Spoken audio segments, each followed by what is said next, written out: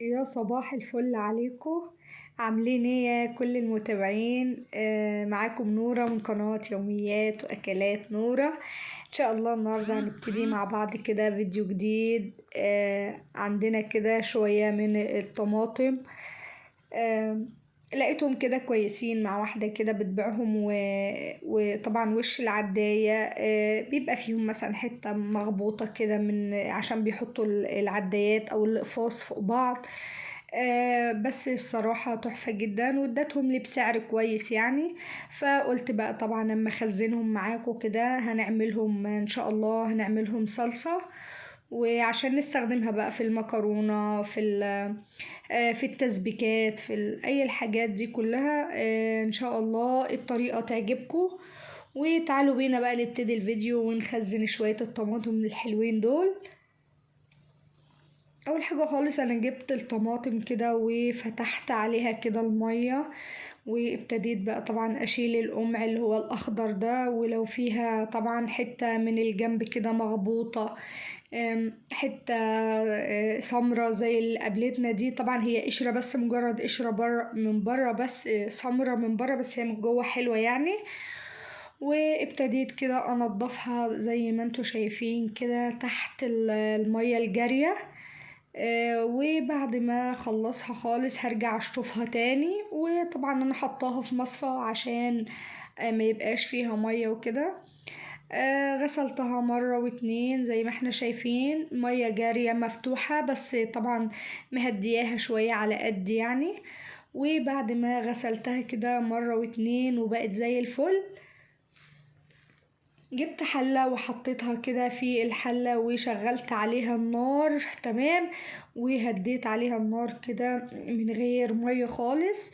وطبعا هما الحلة الكبيرة مخدتهمش فحطيت في حلتين.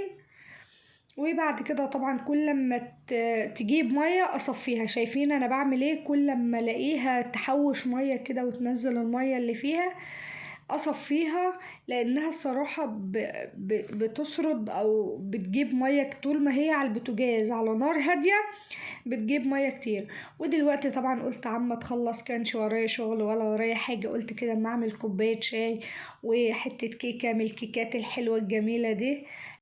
وبعد طبعا ما الطماطم خلاص استوت وبرده جابت مية برضو كتير، جبت طبعا الكبة وبدأت أفرم فيها، لأن طبعا لو في الخلاط، لو انت ما عندكيش كبة وهتستخدمي الخلاط هتمشي الخلاط بشوية مية من اللي موجودين في الطماطم أو اللي استوت فيهم الطماطم او اللي الطماطم سردتهم في الحلة.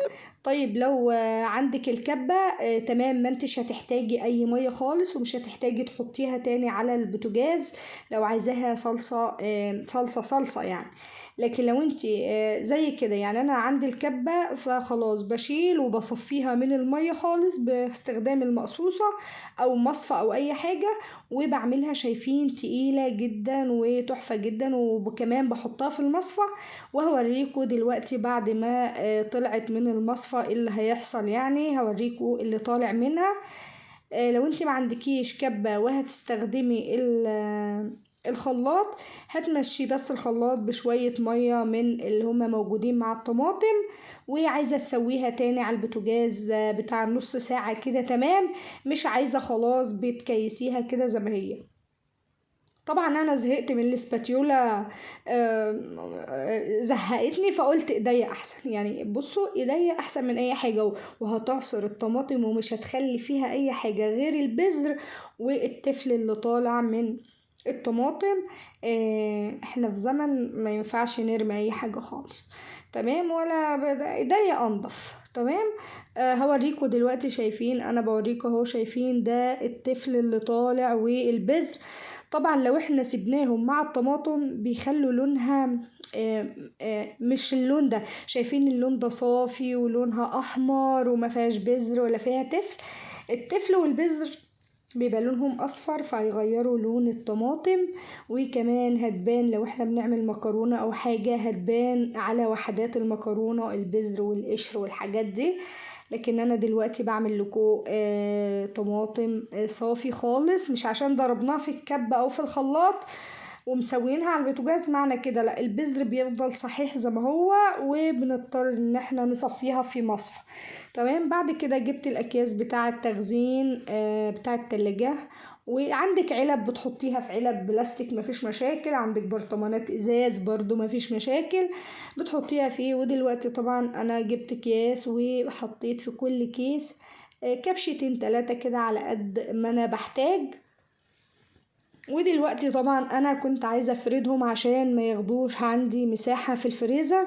زي ما انا بعمل كده، يا اما نتك عليهم كده نطلع الهوا منهم ونربطها من فوق خالص، نربط الكيس من فوق زي ما انتم متعودين معايا في الفيديوهات، وبعد كده بفردها. يا اما بجيب قطعة من السلوفان وبفرد الطماطم او العصير الطماطم او الصلصة في الكيس، وبجيب ورقة من السلوفان وببتدي امشي فوق الكيس زي ما احنا شايفين كده، قطعة من السلوفان، واجيب المكوة واسخنها وامشيها في الجزء الفاضي بتاع الكيس. شايفين الحلاوة والطعامة والجمال؟ اكنها اكياس من اللي هي بتيجي سهلة الفتح والغطق. تمام. بعد كده طبعا بحطهم على صينية كده مفرودين، عشان لو انا شلتهم برضو عشان هي سايلة فهتتكاوم كلها في عفوا هتتكاوم كلها برضو في اخر الكيس من تحت. مش هنعرف ان نخزنها بالحلاوة دي. فانا طبعا فردتهم كلهم كده على صينية، وهدخلهم بنفس الصينية كده الفريزر عشان يتجمدوا. وبعد ما يتجمدوا اشيل الصينية واحطهم في الفريزر. وطبعا بعد كده ما بياخدوش مني مساحة خالص بعد ما بيجمدوا كده، لان طبعا انا لو ما حطيتهمش على الصينية وحطيتهم كده لو مش على الارضية بتاعة الفريزر او الديب فريزر برضو مش هيدوني الشكل المفرود اللي انتوا شايفينه ده. لكن انا بحطهم على صينية وبيطلعوا بنفس الشكل اللي انتوا شايفينه. وان شاء الله اشوفكم في فيديو جديد.